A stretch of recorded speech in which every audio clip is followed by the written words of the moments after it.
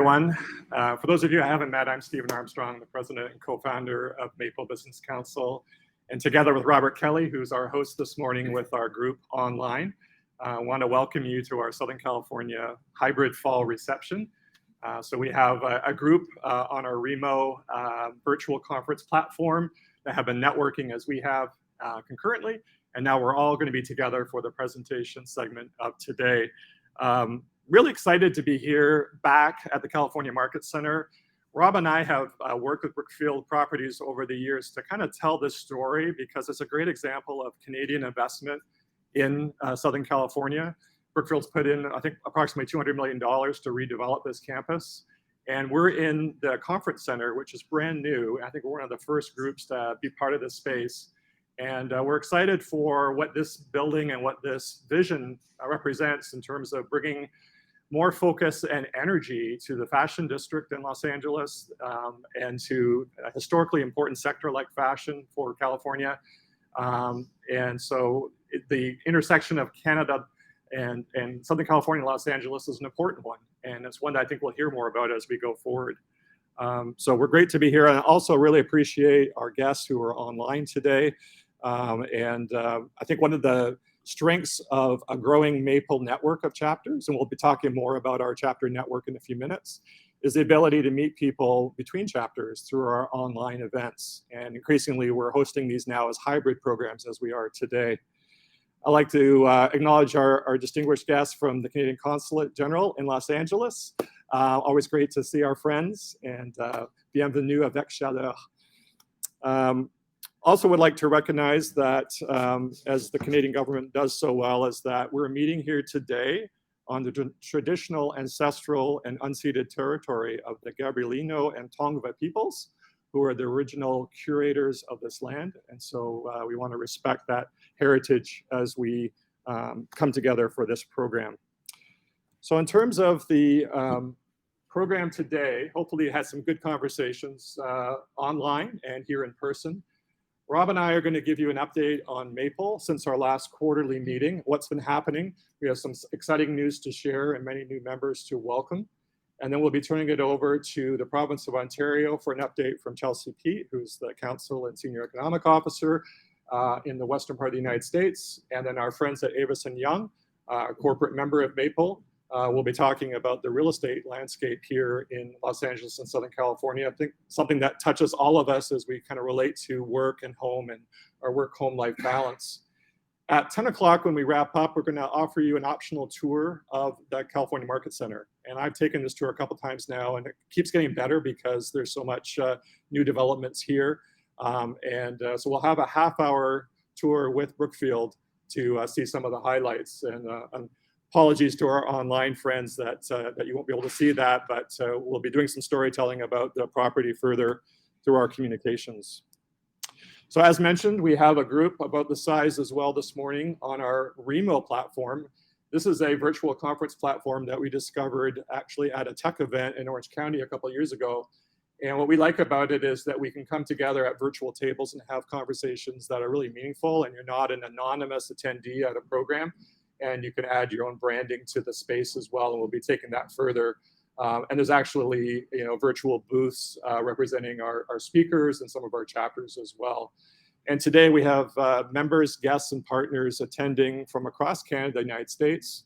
And to give you some context, we're now about 130 members, 50 organizations, and we have members in about 25, 26 markets. So Maple continues to grow. So with that, Rob, I'm going to turn it over to you, and I'll be your slide advancer to kind of lead off with some updates on the growth of Maple. Great. Thanks, Stephen. And just a quick comment for those of you who are on the Remo platform with me. On the right-hand side of the screen. Rob, can I ask you just to sit tight for 1 second? We're not getting the audio from our monitors. Okay.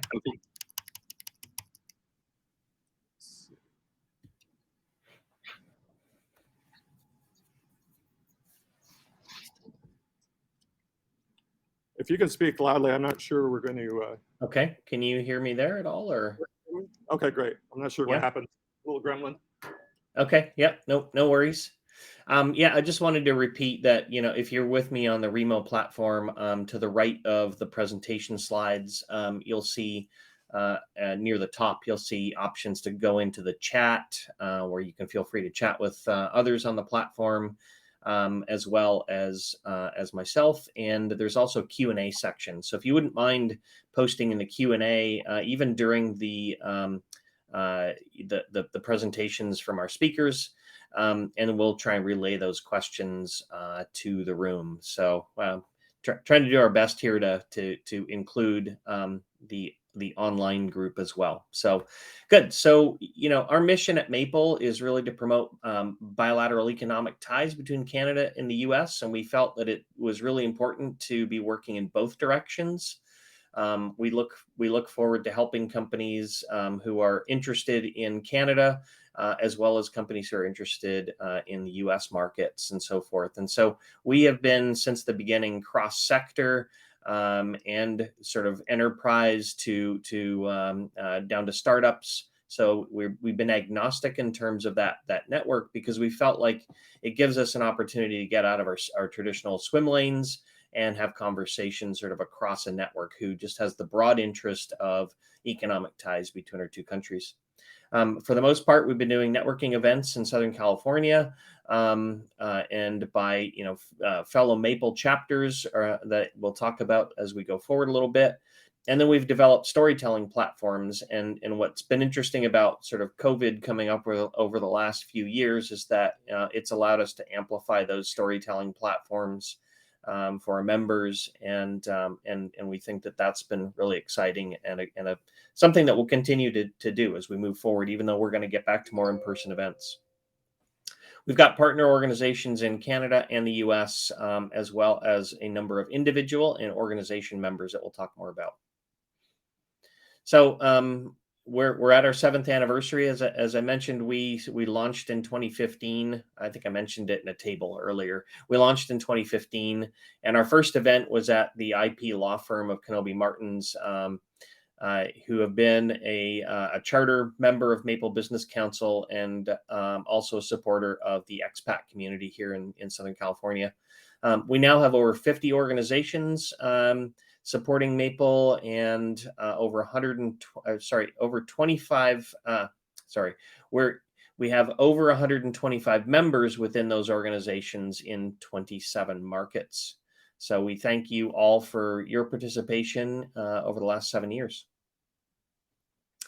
So, as we got sort of off the ground in Southern California, we always thought that at some point there needed to be Maple chapters in other parts of North America, and we're starting to put some of those dots on the map. We started our Vancouver programming, basically just Stephen and I going up and hosting events and taking delegations to Vancouver back in 2017. And then what we did is in 2020, we launched our New York chapter in the midst of the pandemic. And we kept thinking, as many of you might have been, so I think this might have been around May of 2020, we were having these discussions about, well, gee, by the fall of 2020, I'm sure we'll be back to in-person events and so forth. And obviously now in hindsight, we know that never happened. But fortunately, we've had a great couple of years in New York, and that chapter continues to grow. And then we ended up formalizing a British Columbia chapter in 2020 as well.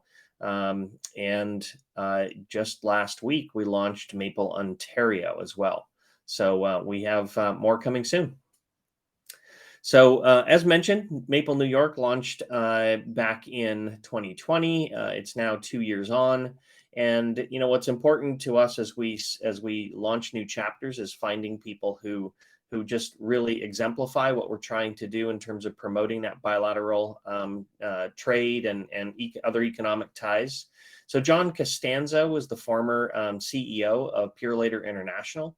And as he went into active retirement from Purelator International, he reached out to us, and over time we developed that executive director role with John in New York, and it's been growing quite nicely, and we're looking forward to getting into in-person events coming up here in the next couple months.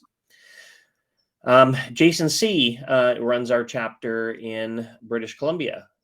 So as I mentioned, we started doing events in 2017. So after about 3 years of hosting those, Jason took on that role. His day job is at YVR as executive director of cargo development. We've hosted delegations to Vancouver from Southern California, as well as a city delegation from Long Beach. And then this year we partnered with the U.S. Commercial Service to host an Invest Tech USA event for area tech companies, and we had 5 Maple members presenting. These should be in the room in front of you somewhere there for those of you at CMC. But this really, indicates the cross-sector and cross-market nature of the group. So the idea here is we're trying to build this network across sectors and across geographic markets, and that is going quite well.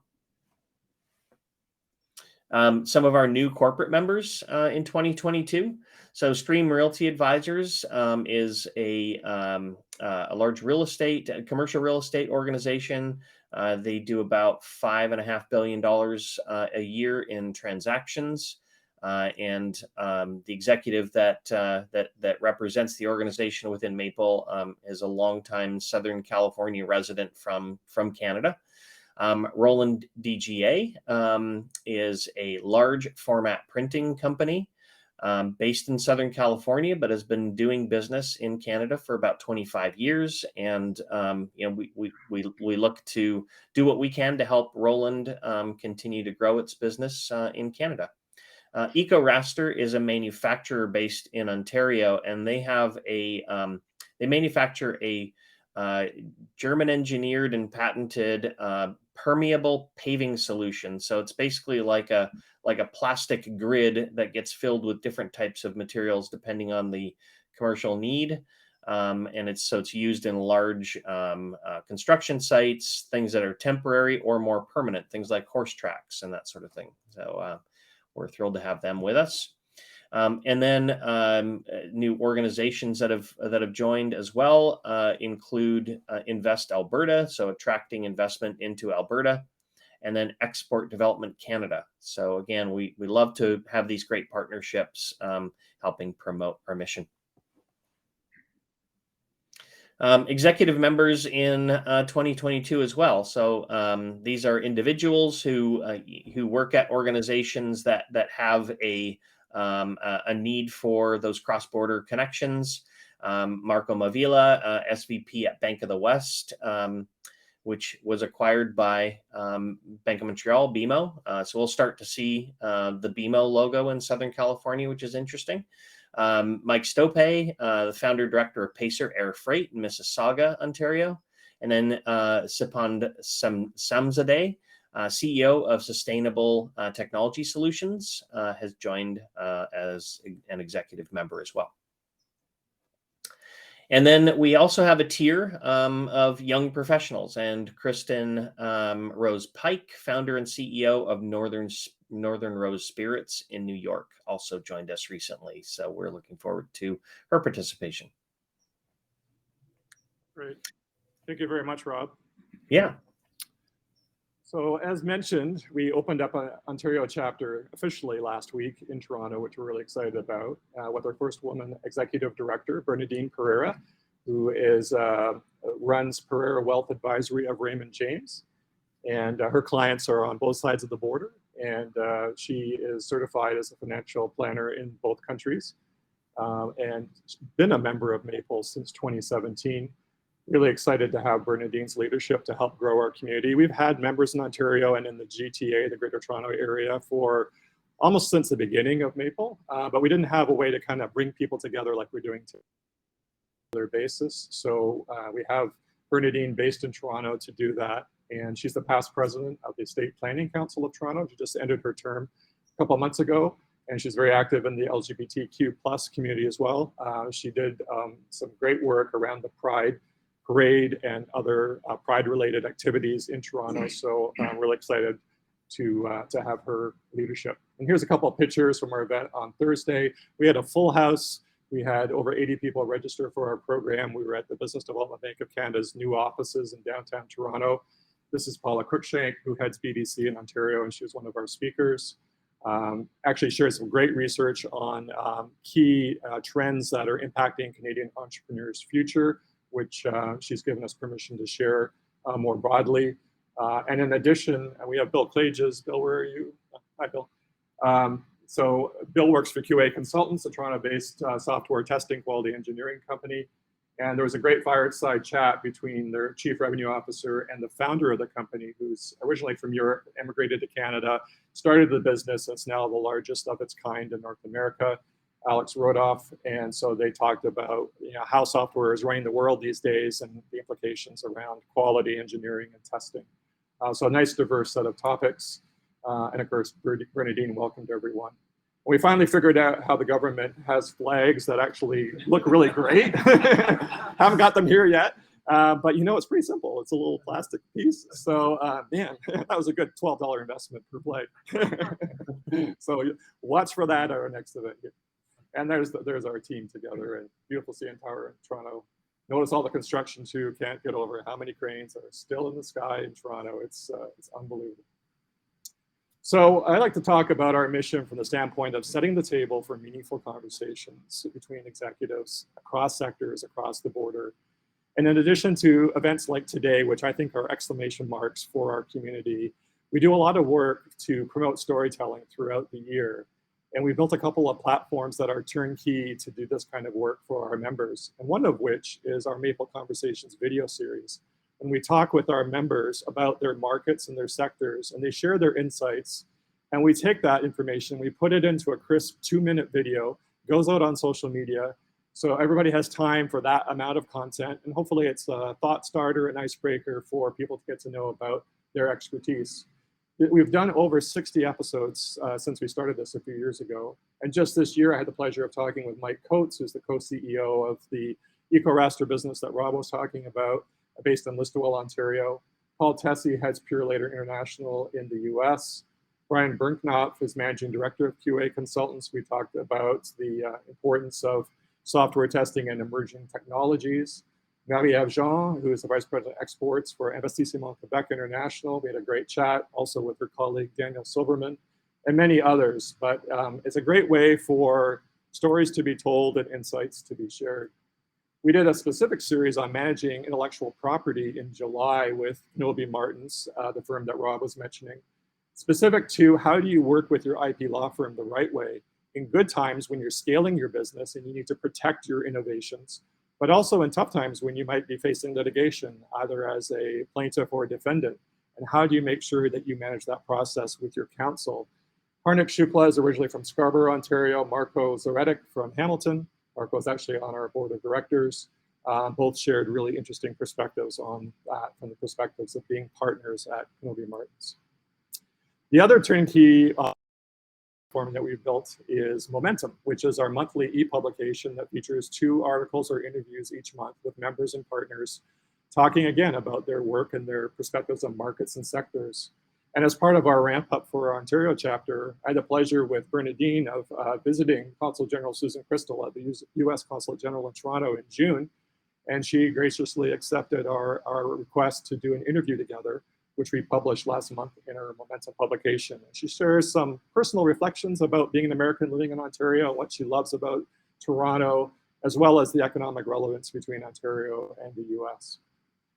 Now, a couple of years ago, we challenged ourselves to look at our mission of promoting bilateral trade, investment, and innovation through a diversity, equity, and inclusion lens.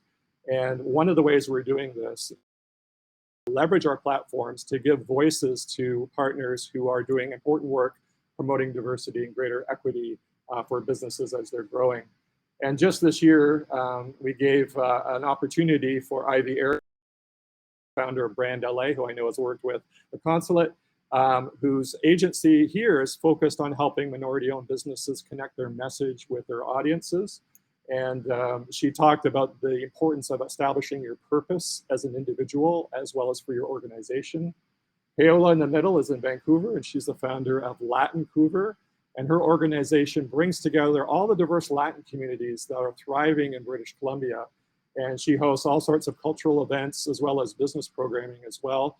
And she talked about her journey from Colombia to, I think it was Kentucky, Montreal, and then finally finding her home in Canada in Vancouver, and talked about the ties that she has with the US from that base. And then most recently, we also have Stephanie Lapierre, who wrote a really interesting article about looking into your supply chain and how do you look for diversity within your supplier base to be able to further your diversity, equity, and inclusion goals.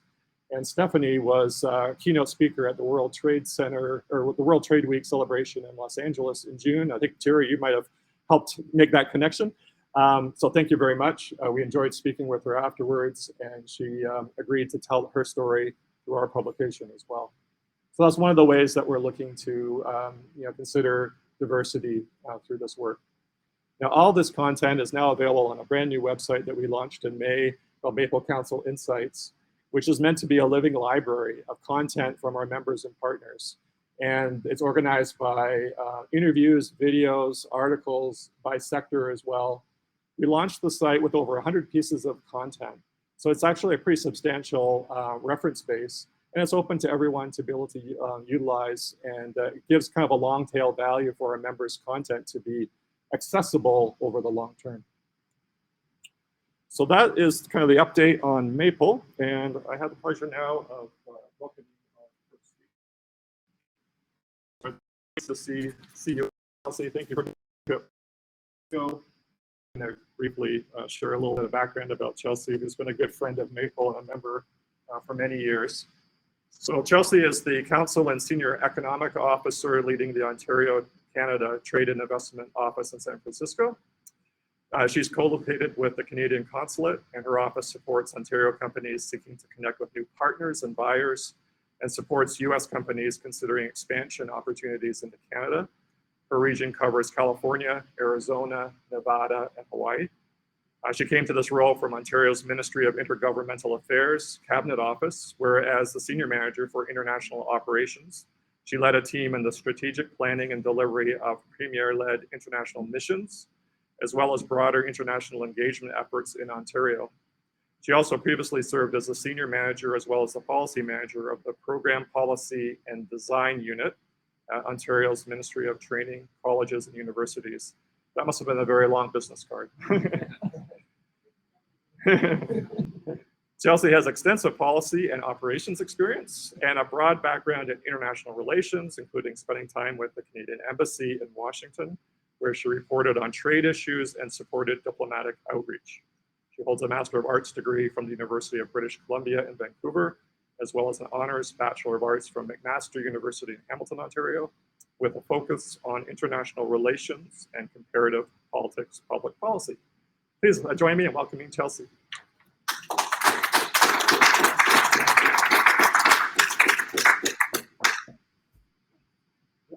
You all set? Oh, yep. I'll just put it right button here. Oh, that button? Okay.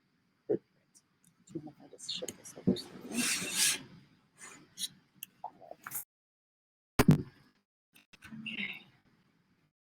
Okay. Hello, morning, everybody. It's nice to see you, Stephen, for the warm introduction. Thank you to the many friends of Canada and California that are here with us today and online. As Stephen mentioned, my name is Chelsea Peet. I'm the Consul and Senior Economic Officer with the Ontario Trade and Investment Office in California. It's a real pleasure to be here with you today and with the Maple Business Council, which is of course made up of so many wonderful friends of the Canada and California relationship. I am actually a proud Northern girl myself. Sioux Lookout, Ontario. Those of you who have not ridden the train across Canada and might have missed it, it's about 24 hours north of Toronto. So I always like to tell people that from Toronto you can drive to Florida or you can drive to Sioux Lookout. So it's really your choice. Take you the same amount of time. So all to say, it's a very long way from where we are here in California. I am with you today on behalf of the province and it will continue to be a great place to live and play. So this is just a little bit about what we're going to talk about today. So just as a bit of background, I have offices around the world. There's about 16 of them now. We report to the Government of Ontario's Ministry of Economic Development, Job Creation and Trade, and we're responsible for supporting and promoting Ontario's business interests abroad. In all of our offices, we're very fortunate to be co-located with Canadian High Commissions, embassies, consulates abroad. We work very closely with our federal partners. We work very closely with our provincial and municipal partners back in Ontario.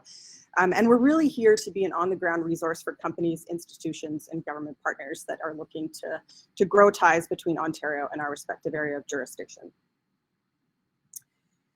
So in terms of what we actually do, we promote the benefits of doing business in Ontario, encourage new investments and job creation, and connect companies to support business expansion deals. So from market intelligence to curated introductions, and this is all entirely free and confidential, mind you, we're here to build relationships so that businesses in California and in Ontario have the tools they need to maximize global opportunities.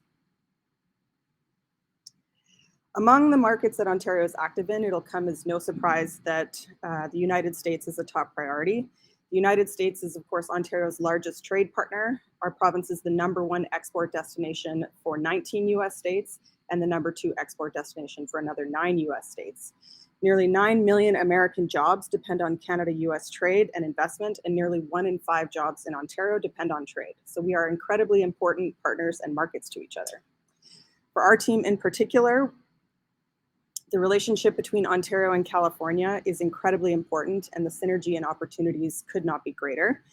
California and Ontario are home to the first and second largest tech clusters in North America, and the value of our two-way trade is great. In fact, it made up the lion's share of Canada's trade with California last year at $28 billion.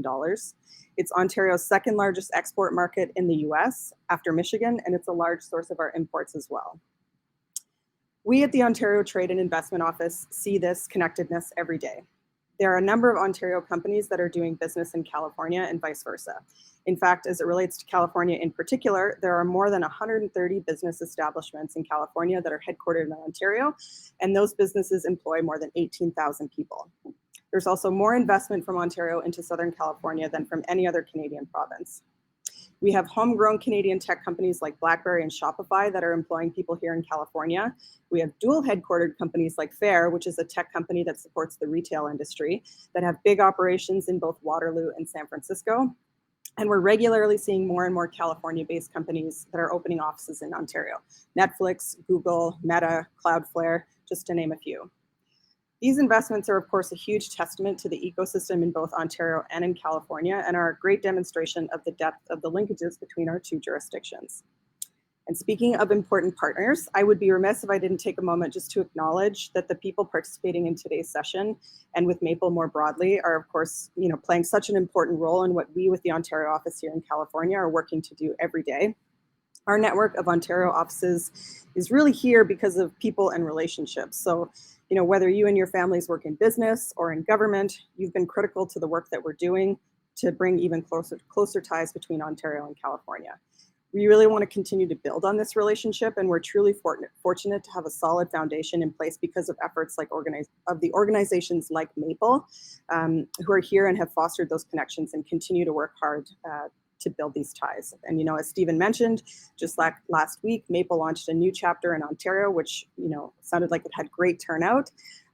We couldn't be more thrilled to see the deepening of our engagement. So I really want to take a moment to thank Maple and Stephen and Rob and everyone here today for keeping those ties strong.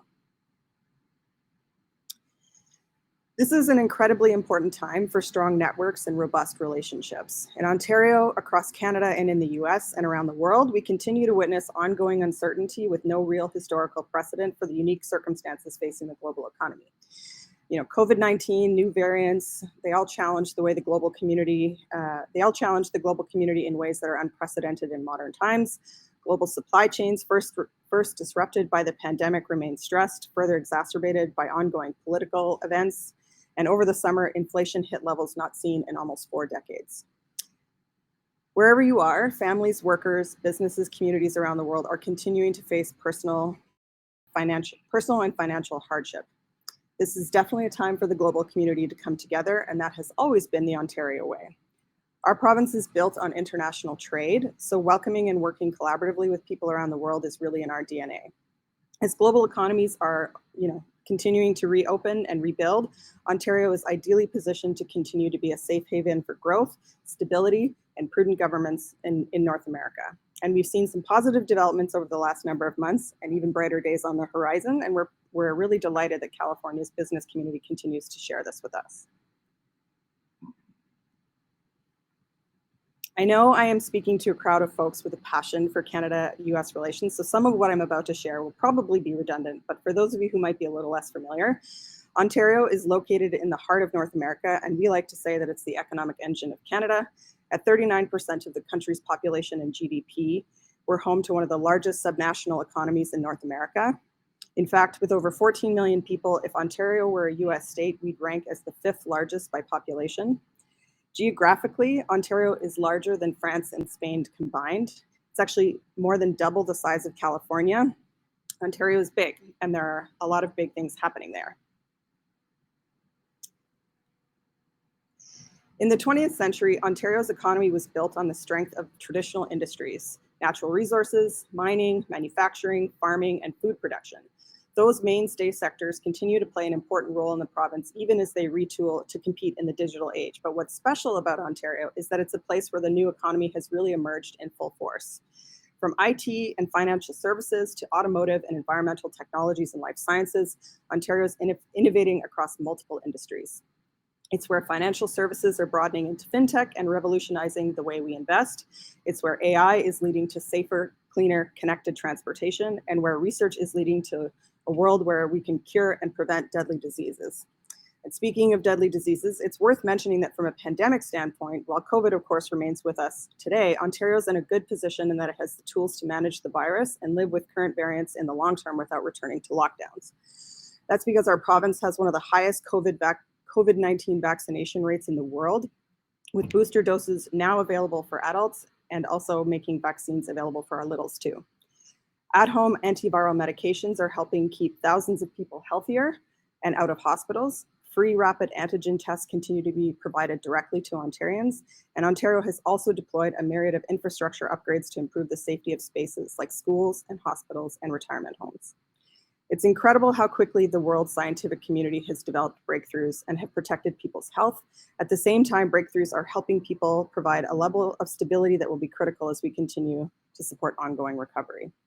And the Ontario government is committed to continue to foster a business and cultural environment that supports the stability and growth. Ontario is a cost-competitive jurisdiction. We have some of the lowest corporate tax rates in North America and great incentive programs to support research and development, skills training, and capital cost savings in the province. Over the last several years, the government has made changes, including launching a red tape reduction initiative that has resulted in over 400 actions to cut red tape and reduce regulatory burden, and they are now saving companies over $7 billion a year. These actions are bearing fruit. Just a week ago, we for investment in Canada and won Sept Magazine's 2022 Competitiveness Award. This is the result of fundamental progress Ontario has made to diversify its economy and make it faster, easier, and more cost-effective for companies to do business in the province. So while the last few years have certainly been a challenging and unique time for the economy, Ontario has worked hard to ensure the fundamentals of a strong economy are in place so that we can continue to emerge even stronger on the other side. So what are those fundamentals? Well, we've already talked about the business landscape. Talent is, of course, one of the areas we discussed when speaking with our US-based counterparts, and Ontario is home to some of the best and brightest minds in the world. At 70%, more people in Ontario have completed some form of post-secondary education than anywhere else in the OECD. We continue to foster this talent at home through our 44 public universities and college that produce over 63,000 STEM grads a year, including, I'm proud to say, over 20,000 and growing female STEM grads. We have extensive co-op and internship positions that produce industry-ready workers and some of the most highly skilled technical talent in North America, with Ottawa, Toronto, and Waterloo all falling in the top 5 most concentrated technical talent markets this year. We have excellent employee retention rates, and the government has put a heightened emphasis on expanding training for skilled trades, investing more than $1 billion in a skilled trades strategy and making changes to better recognize foreign credentials for internationally trained immigrants. And speaking of immigration, Ontario very much takes pride in the belief that we as a province become stronger when we incorporate diversity into our way of life. Vibrant pieces of ethnicity, language, and gender paint a picture of Canada's values, a place where everyone is welcome. Our province is a place that has welcomed people from more than 150 countries and where more than 200 languages are spoken on a daily basis. In fact, in our provincial capital city of Toronto, more than 50% of residents are foreign-born. We talk to companies a lot about programs that help them bring this talent to Ontario, like Canada's Global Skills Strategy, which is a fast-track program launched in 2017 that expedites work visas for highly skilled workers from around the world in as little as 10 business days. Open work permits for spouses, study permits for dependents are also processed in as little as 2 weeks. This way families can stay together. In fact, Canada is set to welcome over 430,000 new immigrants each year over the next 3 years, the highest levels in its history.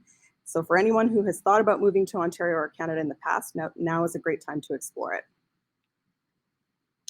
We also, of course, have a publicly funded healthcare system, which means that employer healthcare costs are typically 30% lower than the US average. And finally, Ontario is only a short distance from major US hubs and has access to global markets through Canada's free trade agreements with some 50 countries, including the recently updated Canada-United States-Mexico Agreement, or the USMCA, as well as agreements with Europe and different parts of Asia. So to put all of this in a little bit more perspective, I just thought I'd take a few minutes to highlight a particular industry in Ontario. The automotive sector has been an incredibly important part of Ontario's history.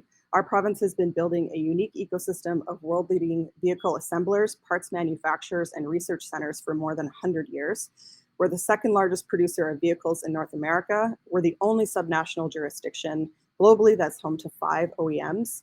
Our ecosystem also includes over 700 parts supplier companies and more than 500 tool, die, and mold makers, and now more than 300 companies in the autonomous, connected, and smart mobility space.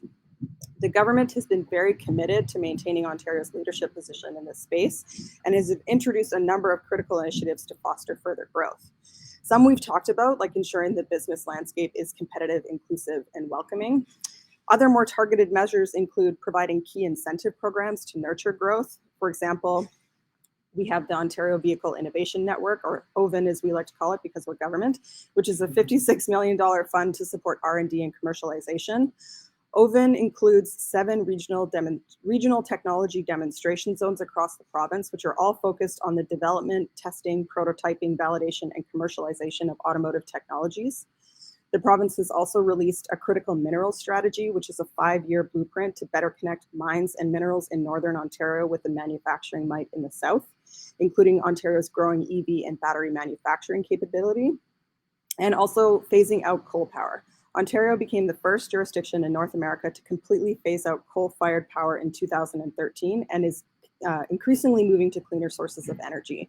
94% of Ontario's electricity in 2020 came from clean sources, 34% of which were hydro, wind, and solar, which is more than any other auto manufacturing jurisdiction in North America. Here are just a few examples of major auto companies that are operating in the province. So from minerals to manufacturing to technical talent, the province is building up homegrown supply chains that are designed to ensure that every region in the province will benefit from this once-in-a-generation opportunity, and we're really seeing progress. Over the last 2 years, the province has secured a string of historic investments in the automotive sector, nearly $16 billion, of which $12.5 billion are all related to the EV industry. This includes, for example, Ford, which is investing $1.8 billion to produce battery electric vehicles in Oakville. Stellantis, which is investing $1.3 billion to build battery electric vehicles and plug-in hybrid vehicles in Windsor. Stellantis and LG Energy Solution also committed over $5 billion for a large-scale lithium-ion battery production plant in Windsor. And GM is investing over $1 billion at its plant in Ingersoll to build battery electric commercial vehicles, and another $2 billion to update all of their Ontario manufacturing and R&D facilities. So it's been a really exciting time in Ontario. These investments are creating thousands of new direct jobs in communities like Windsor, Oshawa, and Loyalist, and will support hundreds of direct jobs across the province. One more quick spotlight just before we wrap. Ontario is also home to a leading edge technology cluster, and given the synergies with California, I thought it would be worth highlighting here too. Every year, CBRE releases a tech talent report, which rates the top 50 North American markets by looking at their ability to attract and develop tech talent, graduation rates, tech job concentration, labor pool size, and real estate costs. The latest report was just released this past July. As the second largest tech cluster in North America, we were really pleased to see Ontario, and particularly our key tech markets of Toronto, Ottawa, and Waterloo, rank high on the list. For example, we already talked about the density of tech talent in those three cities, but to add, Toronto is home to the biggest brain gain market on the continent, having added close to 90,000 tech jobs over the last 5 years, outpacing San Francisco, Seattle, Washington, New York, and Boston. For the second year in a row, Waterloo took top place in North American tech market, growing graduate and millennial populations. In fact, the University of Waterloo and their engineering graduates are said to be the second most highly recruited engineering talent in Silicon Valley. And Ottawa laid claim to having the highest concentration of tech workers in North America. As the new economy emerges in full force, so too do Ontario's cutting edge sectors like artificial intelligence. We're now home to over 300 AI firms, the most dense cluster of AI companies in the world, and the headquarters of the Vector Institute, which is run by the renowned Geoffrey Hinton. Vector is a Made in Ontario organization that's dedicated to working with industry, startups, academia, and accelerators to advance research and commercialization of artificial intelligence. This ecosystem and the incredibly talented workforce are attracting a number of California-based tech companies to set up there, including notably recently Meta, the parent company of Facebook, announced that it would be hiring up to 2,500 jobs in Canada through its new engineering hub in Toronto. And here are just a few examples of the tech companies that are active in Ontario. It's worth mentioning, of course, that it's not just tech or automotive. Ontario is Canada's largest life sciences cluster. Our aerospace sector is part of the global supply chain for virtually every passenger vehicle aircraft in the world. So there's innovation in all corners of our province. At a time when the world continues to become increasingly complex, pandemic global health crises, the increasing prevalence of natural disasters, inflation, just to name a few, I'm proud that Ontario is committed to building a welcoming and inclusive place to live and to do business. We look forward to our partners in California continuing to be a part of this. The synergies could not be greater. So thank you to Stephen and to Maple for hosting us today, and for everyone for joining and tuning in. Hopefully this has been a little bit of a helpful overview or a refresher on Ontario and the path ahead. So if you have questions or know a company that's thinking about expanding in or partnering with companies in Ontario, or would just like to chat, please feel free to reach out to our office. We're happy to connect. So thank you again.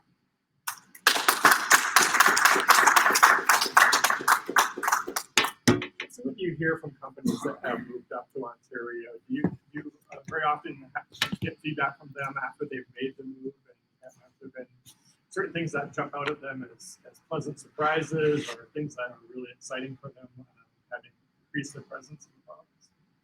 I mean, I think, I think Canada and Ontario are well known for the technical talent that exists there, but I'm always, really happy to hear that that the companies that are expanding in Ontario are pleasantly surprised by the quality and, capacity of the technical talent that's available. I talked to a lot of companies that come back to me and said, we were initially only looking to hire 5 or 10 people, and now we're at 50 because, we've just been able to find really great talent here. So, yeah. Any other questions? Okay. You can stay here for 1 second. Sure. Rob, are there any questions from our online group? Yeah, if you have any questions, feel free to drop them in the Q&A and we'll share those. Even if it ends up being at the end of the next presentation, but certainly please ask questions. How was the process going trying to unite or connect the mining industry in Ontario with the EV industry? It would strike me that there are different cultures, different histories, yet critically important now to forge that link. And so the Ontario government is trying to make those connections to facilitate the type of critical minerals that are needed for EV development. So yeah. How's that process been going? I think going well. Actually, one of the interesting things that the Ontario government is, as part of the Ontario Vehicle Innovation Network that I mentioned, Avison, they just launched a new regional demonstration zone in Northern Ontario that's focused on critical mineral development and EV batteries in particular. And that's meant to really connect with what's happening in Southern Ontario. So Avison, which is headquartered in Southern Ontario, now has these different spokes in different parts of the province, but that will sort of help pull some of that work that's happening down into Southern Ontario. Yeah. How much interaction do you have big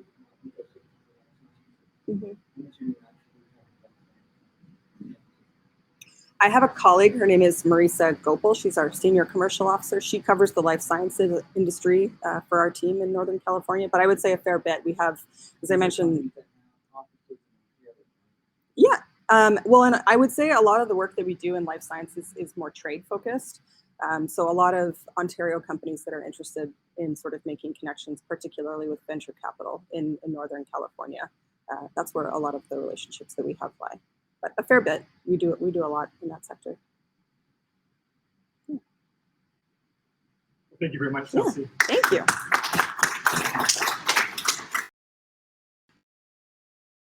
We're going to hear from two speakers from Avison. I'm going to introduce individually. We have two individual presentations. So we're going to start with Jonathan Larsen, who is the Principal and Managing Director and U.S. Executive Committee in Los Angeles for Canadian commercial real estate company Avison Young, who we're really excited to have come back in the fold. Hi, Arlen, good to see you. Thank you for coming up today. Just a little bit of background. Jonathan has a very distinguished career in the industry. He's a member of Avison Young's global leadership team and U.S. Executive Committee, leader of Avison Young's downtown LA office, where he oversees delivery of all services to clients, develops new business, and recruits additional talent to enhance local service offerings on a global basis. A real estate executive with over 33 years of experience, he has been recognized on numerous occasions as a top commercial real estate broker by CoStar, Connect Media, BizNow, and the LA Business Journal, and has completed many of the largest leases and sales throughout the US. Jonathan specializes in representing tenants for all their office and industrial real estate needs. He's an expert in various types of transactions, such as leasing, sale leasebacks, and investment sales throughout the United States. And his list of distinctions and recognitions is too long to share with you today, but just know that we're in expert hands here hearing from Jonathan. So Jonathan, if I could ask you to come on up, please.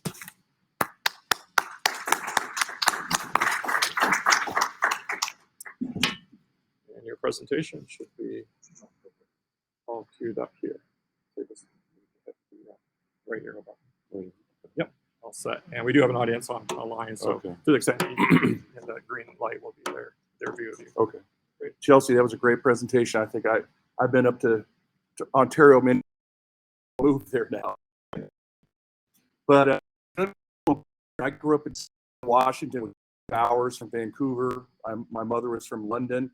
So we'd go to Vancouver, we'd go to Victoria. She thought she was in London at the Empress Hotel having tea and crumpets and everything like that. So connection to Canada. And Avison Young, as some of you don't know, Avison Young is the largest privately held commercial real estate services firm in the world. We have about 5,000 employees, 130 offices in 13 different countries. So I've been here about 10 years. Arlen, how long have you been there at Avison? Okay. So at one time, Avison Young was exclusively in Canada. We had about 14 offices. 13 years ago, more or less, it was a $40 million Canadian company. Okay, came to the U.S. Now around the world, we're close to $1 billion in Canadian, revenue. So extraordinary growth story of the company, and very proud with our Canadian heritage. So. And Arlen, we talked about that. He now lives in Southern California, so we have that Canadian influence in our own backyard.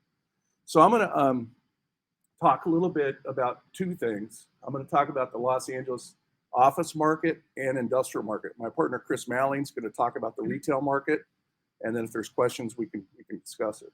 So, so to talk about Los Angeles is the third largest office market in the country behind New York and Chicago. People don't realize downtown Los Angeles is the largest occupancy of government employees outside of Washington, D.C.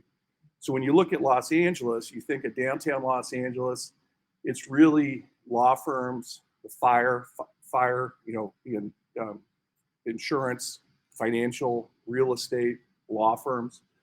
That's our base. But when you get into other areas around the city, Santa Monica, Burbank, you get into entertainment, media content. Without the media content and entertainment, we would not be the same, city. It's very diversified. But we've had the issue, if you look at what's going on, employment 4.5 down. People don't realize that. Why? We think it's because of COVID. Pre-pandemic, we were really probably the strongest office market we've been in my 35 years in the business, but COVID has really affected us. We've had the hybrid work schedules where employees are not coming in 5 days a week. They're coming in 2 to 4 days a week. And so you're missing the collaboration. But you have companies like Netflix that are asking their employees to come back to work and really be, vigilant and coming in. Whoops, I'm sorry. So office rents in downtown are about $50 a square foot. Santa Monica, Beverly Hills are $100 a square foot. So why is that? Well, it's because you have a lot of the government-related businesses that are paying less rents. You have a lower cost of labor pool here.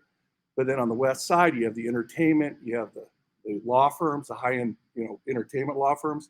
They're willing to pay more because they want to live close to where they want to work and live close to, where their house is. Let's see.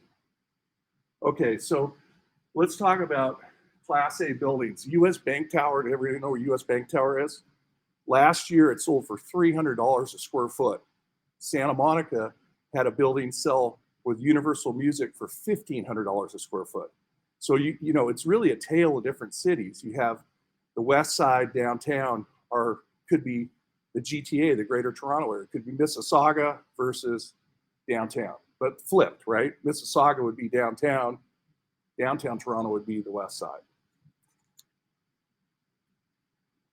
So I talked about the inventory, net absorption, asking rates, investment sales. We have a pretty high vacancy rate, but if you look at this vacancy rate, 13.9%, it's almost 20% in downtown Los Angeles, but about 7% on the west side. So, like I said, a tale of different cities. Burbank is about 5% because you have Warner Brothers, Disney, Netflix are expanding out there. And then the sublease market is higher than we've ever had it. Why? Because people aren't coming back to work. Certain companies are not coming back to work. So we have a low or very high sublease vacancy. Let me just see if I have anything else here. So to put things in perspective, Los Angeles has about 370,000 square feet of office space. New York City has 600 million. So it's just completely almost double the size.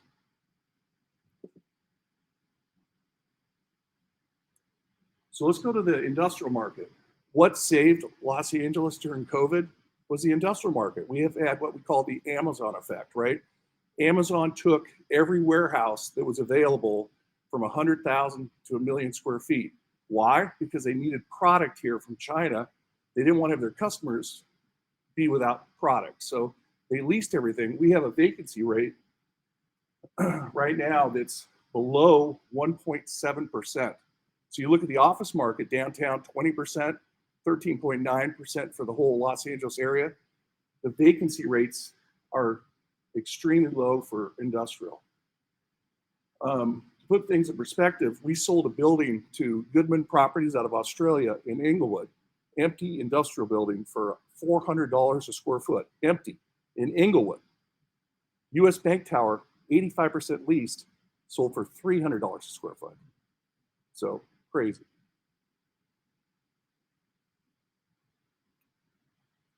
So once again, these asking rates, $1.44, they're now approaching $2 triple net. So on an annual basis, almost $24, where downtown office space is $50. So this is for industrial space. So the market is really just gone crazy.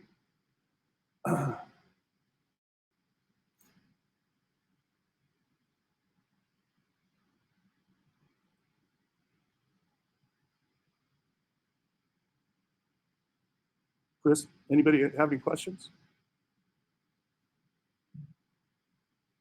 With this new hybrid workplace that's transitioning, do you guys see longer term, maybe tenants are going to take less space than they've got currently because they're going to be accommodating, fewer people in terms of total? Right. So case in point, our office was at City National Bank Plaza. We had about 15,000 feet. We shrunk that down to just a little over 10,000 square feet. So we shrunk it down by about 30%. One of our clients is Aon Insurance, global insurance company. They're shrinking their footprint by 50%. So yes, but then no, in the fact that we also represent the largest law firm in California, 6th largest in the country, and they're expanding everywhere. So it's really a tale of different cities, tales of different tenants, but overall people are reducing their square footage. Chelsea.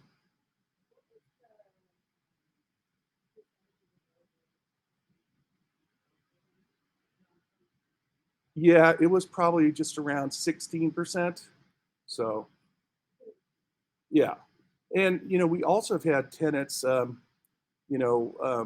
we have Boyce, Schiller, and Flexner. It's a Washington, D.C. based firm. They're in downtown Los Angeles, but they want to move to Santa Monica. And even though the rents are double, they're doing it because of their employees, the safety. They're at Citicorp Plaza or E&Y Plaza. They've had their cars broken into 6 times in the parking lot. There's vagrants on 7th and Figueroa. So they're doing it for safety purposes. And that's, we always see a migration from the west side to downtown, downtown to the west side. Now we're seeing a migration from downtown to the west side, regardless of rents. It's been a pendulum. Yeah. And a lot of times it matters where the head of the firm, if he or she is in Pasadena or West Beverly Hills, West Side, usually they try to do that, wherever they're at. But now, because people are taking less space, like Boyce, Schiller, and Flexner has 25,000 square feet, they're going to shrink to 10,000 feet. So they're paying double the rent, but their monthly rent number is less for their employees. So. Yes. Yeah.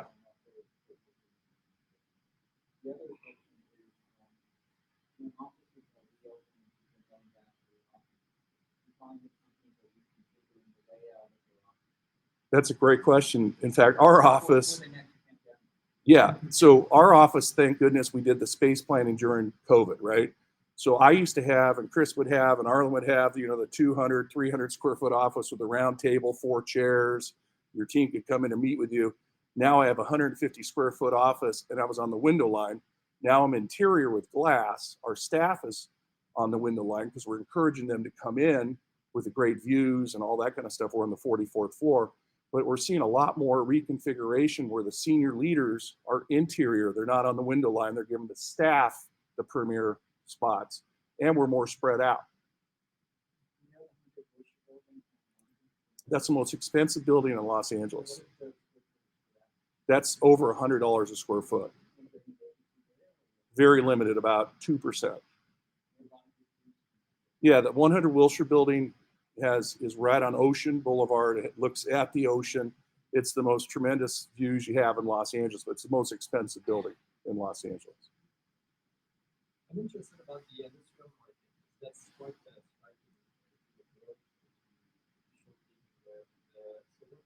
So what are the main drivers of the growth of the industrial market? Well, it's a lot of it, like I said, was when there was a supply issue, right? The ships are out in the port. You couldn't get your product.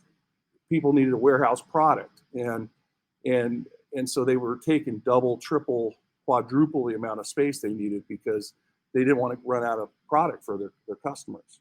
So. But looking back at 2018, it was still already growing.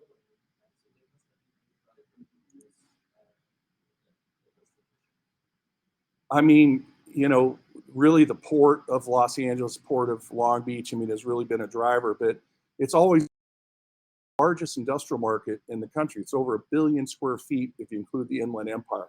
So it's always been the largest industrial market. It's just with a connection to China and the products that are coming in. 99% of our clients, you go in the warehouse, they've got product from China. So a lot of it was really driven just to have, they're taking extra space just to take care of the clients. I mean, that's the driver we see. If I could just add, Yeah. Jonathan, e-commerce from 2018 to now has grown 15%. That's what we call it, the Amazon effect, right? So the Amazon effect, I don't know if you read the news, there's probably 9 or 10 warehouses. They're trying to back out of that now because they were just gobbling stuff up. Because for COVID, I don't know about you, but I think the Amazon truck was at my house, you know, a couple times a day, right? So you're right, Chris. I mean, that's a good point. The same thing in the Montreal area, where a lot of furniture industry is taken by logistic Right. including Amazon and other platforms. But we see across the board Yeah. manufacturing, all kinds of things, food processing, aerospace. It's on the updates. I was wondering if you see the same thing here, where it's not just warehousing, but it's also the manufacturing sector that is here. Yeah, manufacturing's grown to some extent, but it's really more distribution and warehousing because, you know, there's so many restrictions in Southern California with the Air Quality Management District and taxes and things like that. You know, we just did a transaction. It's probably the most unique transaction I've done in my career with the Los Angeles County Natural History Museum. Well, what's that? That's dinosaur bones, right? From the La Brea tar pit. They consolidated 5 warehouses and took 100,000 square feet where they're climate controlled storing dinosaur bones. So, you know, you never know what's in some of these warehouses and stuff like that. But it's manufacturing is further out towards Riverside, Rialto, San Bernardino, because the air quality management is less, you know, restrictive. Their business is a little bit more open than Los Angeles. I mean, Vernon, city of Vernon, which is south of Los Angeles, was built with its own power station, and lower cost of power was built from manufacturing. But you have companies like Farmer John are closing down their facilities. So it's starting to, we're losing some of the manufacturing, to be honest with you. And it seems that there's not that much underdevelopment at the moment on the first spectrum. So the price should be rising. Is it the fact that it's driving out manufacturing? Is it the cost of industrial space? Part of it, I mean, we have a lot of customers that are moving to Texas or moving to, you know, other states. So we do have a lot of manufacturing clients that are moving out of the state. But the warehousing and distribution clients are staying here. On the office side, Jonathan, a few years ago, there was a lot of buzz about the co-working spaces and the WeWorks of the world. What kind of factor are they in today's market? Are they still a player? And how space is divided up in the building? Right. And how much space they need? They're not as much of a player because of COVID. They're so closed in, and you're with a communal group. You might have your own group of 5 people, and then there's a common area. So you've had, you know, WeWorks has put a lot of space from New York, Chicago, Los Angeles on the sublease market, just because I think people are more comfortable having their own space and trying to not be, you know, so close together. The transaction we did in what is it? Inglewood, Showtime Networks took the building 115,000 feet for office and production space. They moved out of Culver City because they had 5 per 1,000 parking. So their employees didn't have to take public transportation. They could just park, come and go, and be spread out. So they took more space just because of COVID. So. One last question. We talked earlier about reconfiguring space in smaller footprints. Are you also seeing a demand for more of these home improvements to kind of create new experiences for the employees and an investment? And okay, maybe it's a smaller footprint for our company, but we're going to do things and embellish them in new ways to make it more attractive. And is that putting a requirement on the landlord to do different things than they used to? That's a good question. Our space, for example, probably 30% of the space is all up front. It's conference rooms like this that can be divided into 1 or 2. We have, you know, the cappuccino machines, we have the soft drinks, the snacks, because we want our employees to come in, but there's a lot more open common area. The problem is the space with all this glass, it would cost us $100 a square foot to build out that the landlord would give us, but we had to spend another $100 a square foot out of our own money into the, you know, amortization of the rent to build out $200 square foot space. So catch 22, we're taking less space, so our monthly number, you know, all kind of equals out, but we definitely reconfigured to benefit our employees, to attract them, to make it more attractive to come into the office. Shut down the pandemic 2 years ago. And with the money being done out of the and they come back to the office and they're going to be over. Well, so the prevailing rate, you know, a lot of these institutional landlords, we talk about Canada, Brookfield Properties is the largest landlord in downtown Los Angeles. In addition to this project, we're in their building, a PwC building. They want to keep their rates at a certain level pre-COVID, right? But they'll give you additional free rent or additional tenant improvements. So you're not really seeing rents changing per se, the face rates we call it, but you're seeing the concessions go down. Arlen?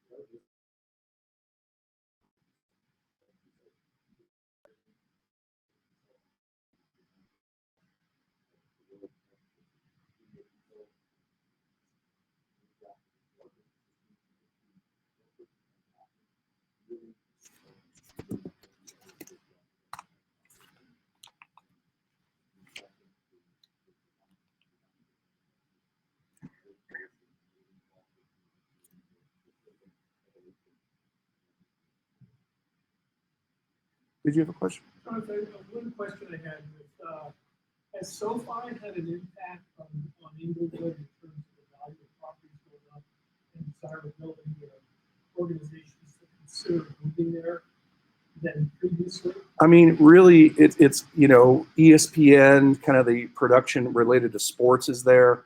Hasn't really got, you know, we were representing Pac-12 networks that everybody knows now, 2 teams left to go to the Big Ten. So that's kind of on hold, but we were looking at that project and they were in Culver City. Over time it will, but see, Inglewood still, it's in an oasis where SoFi Stadium is. I don't know if you ever gotten there off the 110 or the 405, but you know, you got to get through a neighborhood, right, to get there. And so it hasn't really come. Maybe over time it will. I think if we didn't have COVID and we didn't have all the stuff that was going on, I think it might have come back quicker. But you really have more production related, sports related companies are looking there.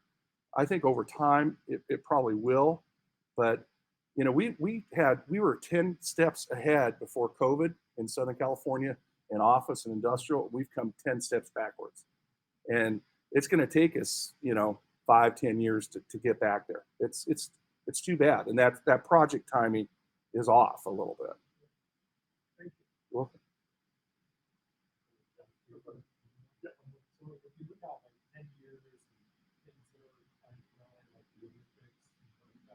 Right.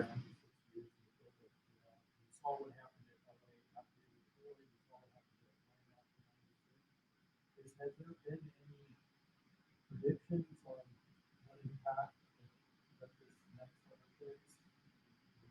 We build up an infrastructure that we have, is that you think that's going to have positive impact? I do, but you know, so what happened for the Super Bowl? I don't know if you know this, but all the home in Inglewood, right? So if you from around the world to go to the Super Bowl, you didn't see any homeless. Well, they're back there now, right? And I think the city's finally, and Governor Newsom finally saying we got to have a place that we can treat the mentally, you know, ill, give them home, medical, and they're going to have to clean the city up before the, and I think that will help bring people back downtown Los Angeles that are kind of afraid, you know, for their staff to go to work and worry about their car broke into or accosted on the street.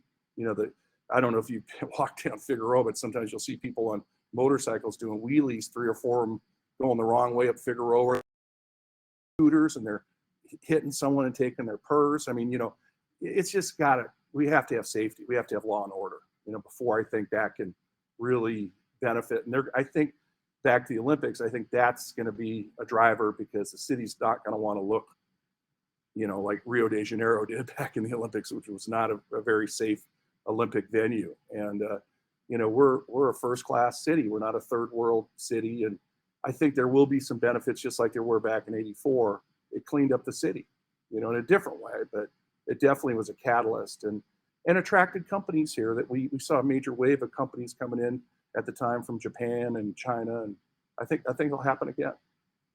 So, all right, I'm gonna turn it over to my partner, Chris. Just before we do that, I'd like to share a little bit of background on Chris. So Chris Marling is a principal with Avison Young since 2019 in the LA office. He specializes in investment sales and has successfully listed and sold apartment buildings, retail shopping centers, office buildings, and industrial office warehouse properties throughout Southern California, as well as nationally. And he also has tax-deferred exchanges, receiverships, foreclosures, and Chapter 7 and 11 bankruptcies. He's also a top 10 producer in 2020 and 2021 for Southern California. Previous to Avison Young, Chris was the Executive Vice President at Colliers International, and he has his BS in Real Estate Finance and Marketing from the University of Southern California, and is also very active in local community organizations and supports charities that benefit underprivileged children. Chris, please join us. Thank you. So Just before watch I it from begin, I noticed the logo. And I get it, the maple leaf, highly recognized. But is that a surfboard? Yes, it is. Fantastic. I'm like, as an ex-surfer. So you're talking about the California retail marketplace. And I'm going to talk high level, and we can drill down and get deeper if we've got time. Otherwise, the slide deck, I think, will be available to everybody online as well as here to review. You can reach out to me. Tenant activity. Again, a lot of this is skewed as we are exiting the pandemic and coming out. So we've had a pent-up demand from tenants wanting to get back to out the San Bernardino, Riverside, as well as San Diego. The vacancy factor has actually gone down in certain sectors. Now, retail is a very broad sector. You've got enclosed malls, you have open air shopping centers, you've got daily needs retail, which has done extremely well, such as grocery stores, pharmacies, et cetera, food related, because of what we need, daily needs. But on the other hand, apparel, enclosed shopping malls have struggled, not just in California, but generally across the US. Let me go back. And then lastly, the investor confidence. Why are people looking at investing in retail as an asset class and having that allocation in their portfolio? Okay, so under construction, this is talking about the pipeline in Los Angeles. We've got, well, overall, Southern California, 60 properties in the pipeline, about 3.5 million square feet. Some of the major developments you can see here. What we have proposed, meaning there's not a shovel in the ground yet, but these are proposed entitlement projects. Almost 400 properties in Southern California, over 19 million square feet, and very major projects that you can see in northern LA County, in the Lancaster, Palmdale region, Orange County, Inland Empire, and San Diego, which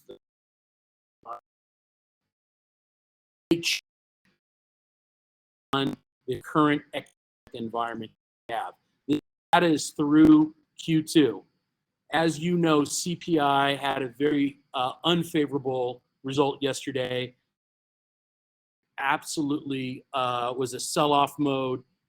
We are experiencing very, very high inflation and will continue. And I think the overall economic effects on retail will be felt, but there's a lag period, and I think we're going to be seeing that going into next year. So in a sense, it's sort of a long version of saying these numbers could be changed. In other words, people hitting the pause button on these projects. And it's again, tenant demand. If the tenants are saying, well, wait a minute, things aren't going as well, earnings aren't as great, we're going to have to slow down opening up our projects. Some of the retail market activity, again, going through August, the largest shopping center sale of over 500 million square feet, Santa Anita Mall.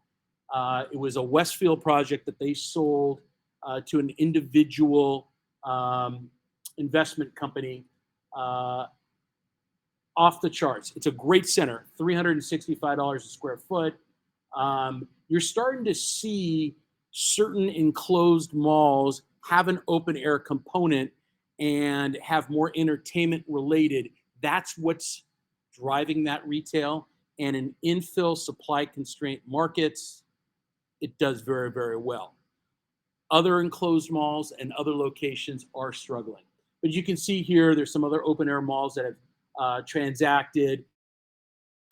Linwood, Fullerton and Albany, San Diego, Hugh Schreiber, CalPERS, and First Washington Realty, a portfolio of shopping centers. So there's been activity.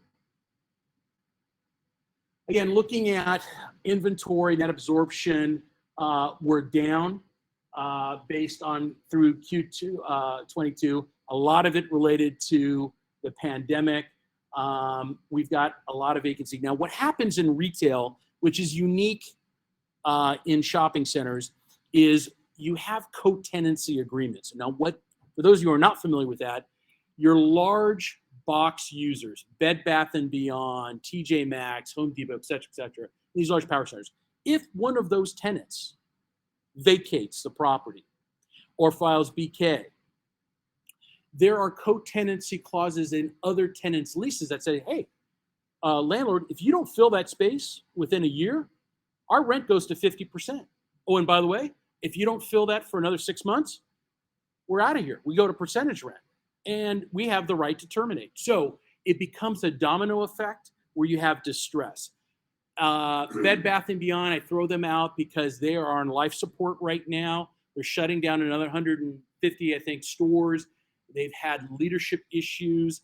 They may not be a survivor. So it'll be interesting to see what that impact will have. As you guys know, Sears was it's been a slow death, okay? And I think they're finally going to be extinct. But that it has a dramatic effect on the mall sector.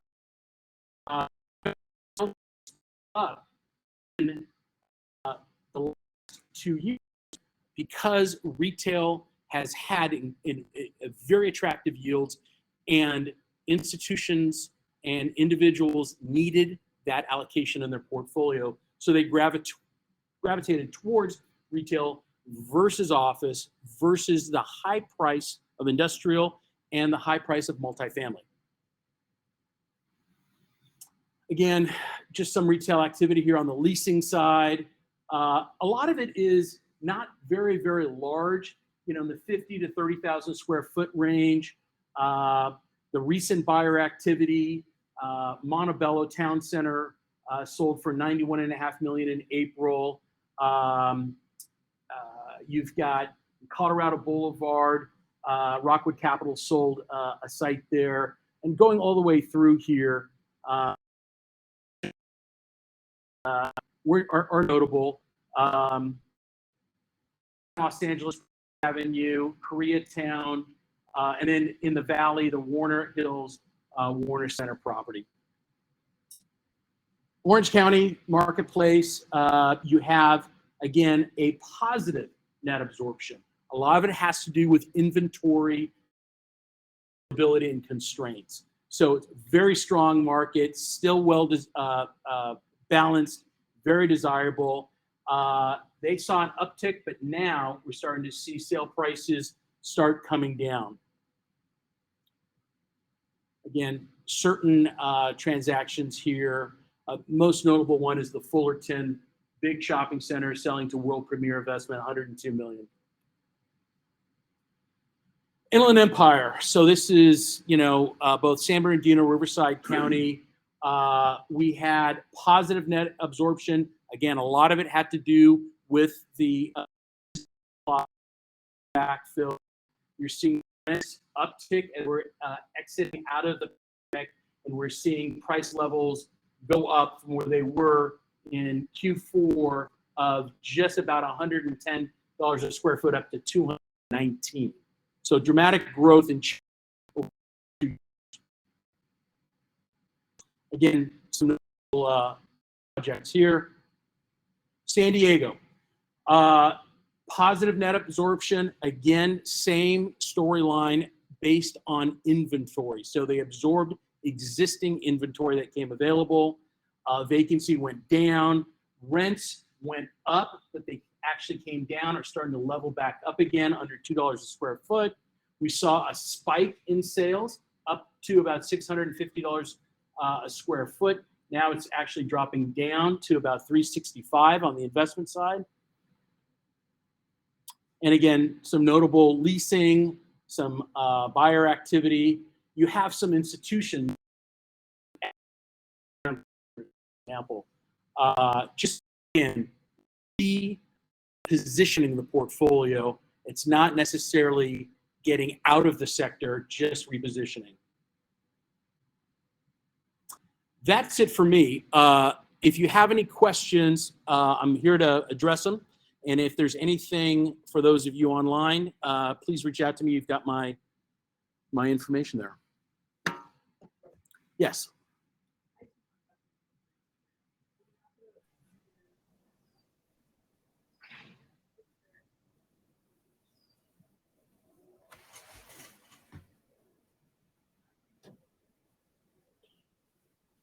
Well, you see discount retailing. So the TJ Maxx's, the Marshalls, the Rosses have done very, very well. Daily needs, I talked about earlier in the grocery sector, has expanded dramatically. And it's not just the Krogers of the world. It is ethnic markets have grown. Other independents that have become public now, like grocery outlet. We're seeing Amazon Fresh enter this sector and put up stores. Again, for those of you who have not been in Amazon Fresh, it's kind of freaky from traditional grocery shopping center where there's nobody there except a few people, cameras everywhere. But if you pull an item and you put it in your cart, somehow they know what that item is and what the price is. So when you walk out, you get a bill on your phone. And there's a running thing on your app that tells you what you've got in there. So clean stores, well lit, wide aisles, a lot of product, but you don't have you're not dealing with currency. You're not exchanging that type of transaction. So it's a different model, different kind of retailing. But those have been the successes. Yes. Chris, a comment on Amazon Fresh. I think it's interesting. If you buy a package of meat, every package is the same weight. I don't know. I got to pay attention to that. Every package is the exact same weight. Yeah. Anyway, I was curious, with large tenants in some of these malls going on, I've read about particularly the higher education organizations taking over some of those spaces. Have you seen that? Yes. Yeah, well, we've seen not just educational backfill tenants, medical has been big, entertainment has been big. We're seeing, for example, on the west side, Google taking over, the old mall there for their creative office campus with West Side Pavilion. So constantly evolving, constantly changing. Instead of your traditional retailer You're seeing a gym, a large gym, backfill one of the floors. I think theaters, as we know them, will still exist, but nowhere near the mega size that we've had, because they're not profitable. They're not making money. And a lot of it, I don't know if it's because of the pandemic. I think that had a lot to do with it. About, do I want to go into a closed-in germaphobe environment, or with downloading and streaming content to my own home, I upgrade my own theater experience in my own home. I'm going to stay home. So the idea of going to a theater is not necessarily as demand as it used to be. So we're seeing that kind of change constantly evolving and happening. At the other event, you've got different types of entertainment. We're seeing big boxes become open air event centers, where I sold a shopping center in Oklahoma, and this is kind of it was a distressed asset for a special servicer. I was at CMBS loan. They took an old Walmart and they basically cut it open and created an event center for country and music artists to kind of come by and drop in. Small venue, maybe less than 5,000 people, but it was a big hit. And then other retailers and other restaurants and other types of uses fed off of that. So again, getting creative, having a hospitality, a multifamily component, a creative office component, a medical, whether it's urgent care or, pharmaceutical.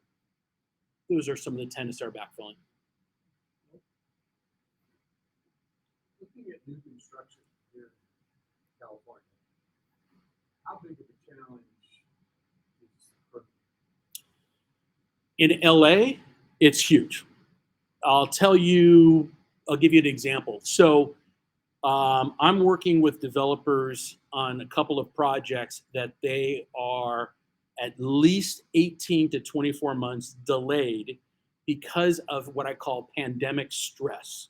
And that is, you don't have people working at the county or the city, and where you used to be able to walk in and get a permit over the counter or get your entitlements within a 6-month window has been doubled or tripled based on the lack of people working. And to give you an example, out in Riverside County, in a municipality there, they basically said, no, you can't come in. You have to leave your plans in a box outside the door. There's a number, you text us, and we'll come out and get it, and then we'll get back to you in 30 days. But this is something that you wanted this, and I'm going to have this basically approved by you. No, we'll get back to you 30 days. So that delay is driving up costs through the roof. Now, that's just time, right? It's money. When you look at the costs of goods, of what construction costs are, concrete, steel, lumber, and then labor, it's all gone up. So those projects have now also been either downscaled or terminated because they said we can't build this now. your price per square foot on a lease for a tenant? Is that affected by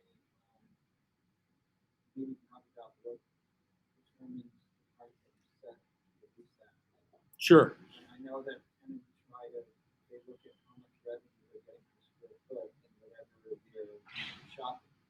Right. So depending on what your use is, if you are an anchor, okay, you have a certain rent structure based on the amount of draw and benefit that the rest of the center has, okay, and how much sales you can get from that. If you are a sub-anchor tenant, and if you are on what we call the end cap, which is the end of a layout, a site plan of a shopping center that has great visibility, that will command more rent.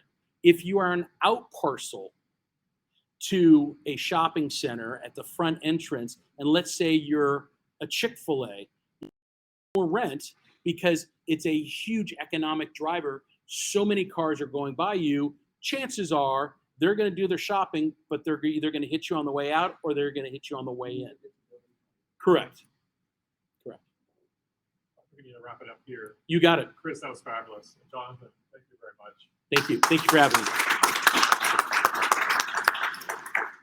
I just have a couple of brief things to share with you, and then we'll be available for those who would like to take the tour of CMC here.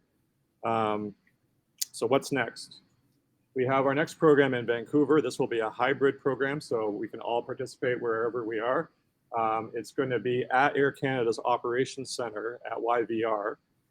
And in fact, there's going to be a tour of the hangars after our program, which I've done before. It's fabulous. And this was a picture I took of a 777 coming in a couple of years ago. Our members are going to be speaking will be Corpay. They're a global payment solutions provider. And they will be talking about currency strategies and global payment solutions. And then, as Rob mentioned earlier, Roland DG Canada is one of our corporate members, wide format printing. They service a lot to the creative industries. They're a story that began in Japan, established subsidiary in Orange County, growing across Canada. And so their national sales manager will be talking about their evolution as a business in North America. We do get involved in a variety of community events throughout the year, and I'd like to just highlight that in Santa Monica, Saturday morning, October 22nd, we're going to be participating for the first time in an annual 5K walk, a fun run for cancer research. And those of you who are from Canada and some folks from around the world know Terry Fox, who back in 1980 began his Marathon of Hope across Canada. I think he raised over $20 million at the time. Heroic individual. He didn't live. It's an honor for us to be part of this. Remember him, and his bread is actually coming to this event this year. Best wishes. So look forward to seeing anyone join us. And as I mentioned, we're a growing network, and very excited to share with you that we're going to be launching our next chapter in Colorado. So Maple, Colorado will be based in Denver, and it will be launching this November. Rob Mancy will be our executive director, and you can see Rob here. Rob was at our event in Toronto last week. Rob is the CEO of the Canada-Colorado Association. It's been around 30 years. It's a wonderful institution bringing Canadians together in the state. Rob's originally from Ontario, Canada. He's built his career in the US. Maple to complement the social working side. Colorado Association with Maple to do this. So couldn't be happier to have someone like Rob plant the flag for us, and we'll be welcoming new members and partners to our Colorado chapter very soon. And you know, we continue to be an organization. If you like what you've seen today and would like to be part of more of these programs and have an opportunity to tell your story, then please see me afterwards. We would love to welcome more organizations to our community. And I've got a little pickup here. And so I think with that, as Rob mentioned earlier on, you know, this is an opportunity to get out of our swim lanes, to meet people doing really interesting work across sectors, and hopefully finding opportunities from Southern California to Vancouver, New York, Colorado, or locally as well. So thanks all for your time today, and looking forward to more conversations together.